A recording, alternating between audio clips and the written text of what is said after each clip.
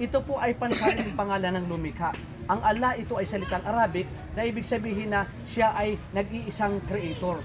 Nag-iisang lumikha ng kalangitan at kalupaan, nagbigay buhay sa atin, babawi ng buhay sa atin, ang taging hukom at hari sa araw ng paghuhukom. Hindi nyo naman itatanong kung bakit ang Allah ang tinatawag, ang Allah ang pangalan ng lumikha. Sapagkat ito po ang ibinigay ng ating propeta Muhammad sallallahu alaihi wasallam. Ang dinalang salita ng Allah sa pamamagitan ng propeta Muhammad ay yung Quran. Ang Quran po, ito ay maluwalhating salita ng Allah.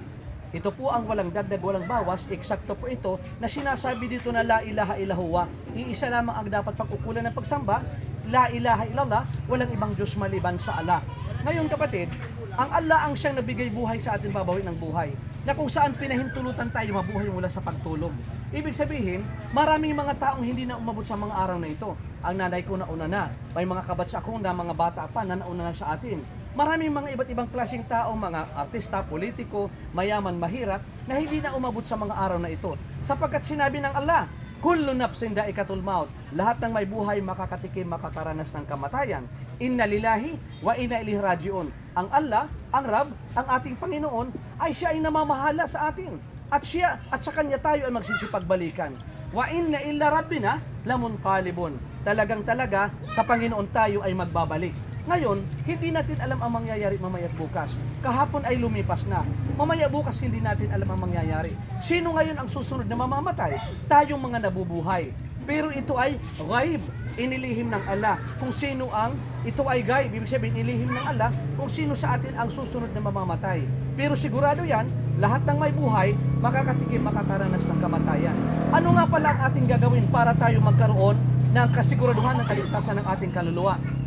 Sinabi ng Allah subhanahu wa ta'ala, وَلِلَّذِينَ كَفَرُوا بِرَبِّهِمْ عَذَابُ جَهَنَّمَ وَبِئْسَ الْمَصِيرُ. And those who disbelieve in their Lord Allah is the torment of hell and worst destination.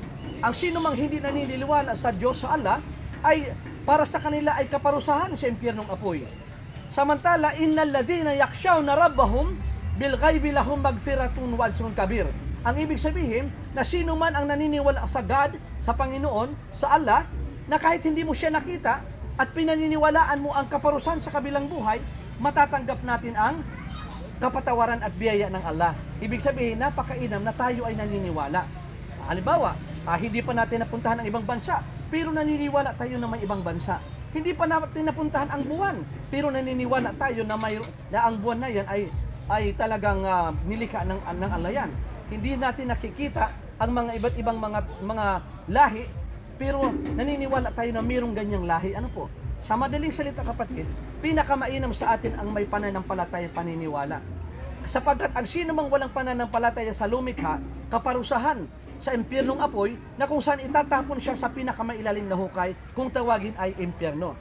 Pero sinabi ng Allah, وَالَّذِينَ آمَنُوا وَعَمِلُوا الصَّالِحَاتِ أُولَٰئِكَ أَصْحَابُ الْجَنَّةِ هُمْ فِيهَا خَالِدُونَ. And those who believe in the oneness of Allah, Islamic monotheism, and do righteous good deeds, they are dwellers of paradise. They will dwell therein forever. And those who believe, ang sino mang naniniwala sa Allah at gumagawa ka ng mabuti, tayo ay maninirahan sa paraiso. Alalaong baga, ililigtas tayo sa impyernong apoy. Pero ano naman ang mga taong hindi makakarating sa paraiso at walang kapatawaran? Yung mga sinasamba nila, ang mga kahoy, ribulto, larawan, ang mga santo-santa, at tumatawag sila sa ating kapwa-tao, katulad kay Jesucristo at Birhen Maria. Hindi po yan dapat tawagin sapagkat lahat sila ay mga nilikha ng Diyos, ng Allah. Humihingi ng tulong at kalinga din sila katulad natin. At wala tayong mababasa sa banal na kasulatan, sa Quran man o sa Biblia, na sinabi ni Jesus na sambahin ninyo ako o ako ay Diyos. Pero meron tayong mababasa sa Quran at sa Biblia na sinabi ni Jesus na ang inyong Diyos ay Diyos ko rin. Ang inyong Panginoon ay Panginoon ko rin. Ako ay igalang ninyo sapagkat ako ay nagmula sa Diyos. Yan ang sinabi ni Jesucristo. Ibig sabihin, sumusunod lamang si Jesus sa utos sa kanya na ibahagi doon sa Israel na sabihin mo, la ilaha illallah, iisa lamang ang dapat pagkukulan ng pagsamba, la ilaha illallah, walang ibang Diyos maliban sa Allah. Ngayon, papaano natin makakamtan ang kasiguraduhan ng kaligtasan ng ating kaluluwa? Yung tinatawag na assurance of salvation, tunay na kapanatagan at kapayapaan. Kailangan natin ito malaman sapagkat may panahon na tayo ay uuwi sa palagiang tahanan. Magkakamit tayo ng katapusan ng ating buhay. Habang ito ay may binigyan tayo ng pagkakataon, ay gawin natin. Paano ba? Kung anong ginawa ng mga propeta, gawin natin. Kung anong sinabi ng mga propeta, sabihin natin. Silang lahat sumaksi, naniwala na walang ibang Diyos maliban sa Allah. Simple lang, sasabihin mo lang ito mula sa kaibuturan ng impuso. Ang ganito, Ashhadu an la ilaha illallah wa ashhadu anna Muhammadan abduhu wa rasuluh. Ako'y sumasaksi at naniniwala na walang ibang Diyos maliban sa Allah. Ako'y sumasaksi at naniniwala na si Propeta Muhammad ay huling sugo ng Allah. Kapag ito'y binigkas natin mula sa kaibuturan ng ating puso, sa awat habag ng Allah, maninirahan tayo sa paraiso, lalalaong baga, ililigtas tayo sa impyernong apoy. At sa impyernong apoy. At bago tayo maghiwa-hiwalay, aalalayan ko kayo kung paano pagbabalik loob. Nang sa ganun, dumating man sa atin ang kamatayan, ay maging panauhin tayo sa paraiso. Maging kapanalig natin ang mga propeta, ang mga disipulo, ang mga sahaba, ang mga taong nananampalataya dito sa mundo. Alhamdulillah. Kaya inaanyayahan ko kayo, itaas ang ating kamay bilang pagsaksi na isa lamang ang tagapaglikha. Ganyan po ang kamay ng lahat. Sabihin mo, Ashhadu.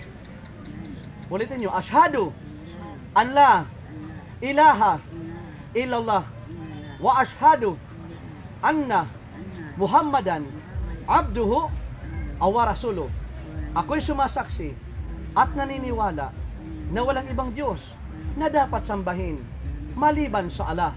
Ako'y sumasaksi at naniniwala na si Propeta Muhammad ay huling sugo ng Allah. Allahu Akbar. Ibig sabihin ng Allahu Akbar, ang Allah ay dakila. Ngayon, magkakapanalig na tayo sa pananampalataya. Magkakapanalig na tayo kay pananampalataya ni Jesus, ni Birhen Maria, at lahat ng mga propeta. Sapagkat tunay nga, lahat ng mga sinasabi nila ay sila ay naniniwala na iisa lang ang tagapaglikha at ang walang iba kundi ang Allah. At pinaniwalaan natin na si Propeta Muhammad ang huling sugo ng Allah, kaya tayo ay maninirahan sa paraiso. Ang walang kapatawaran, ang sambahin nila ang mga nilikha ng Allah. Ang mga tao nagkakasala because they worship created things rather than the Creator. Kaya ngayon, payo ko sa aking sarili at sa inyo ay mula ngayon hanggang sa huling hibla ng ating buhay, sumunod, tumalima tayo sa utos at batas ng Allah, nang sa ganun, magtagumpay tayo dito sa mundo tungo sa kabilang buhay. Nagagawa nyo na ang paggawa ng maraming kabutihan.